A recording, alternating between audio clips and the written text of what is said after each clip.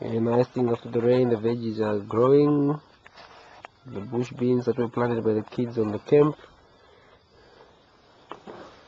And the planting cabbage, green pepper, some onions there. They look superb and beautiful. Then we got raspberries.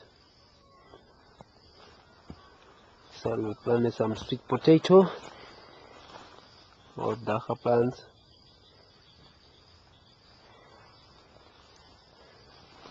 Some purples that are flooded and some trees.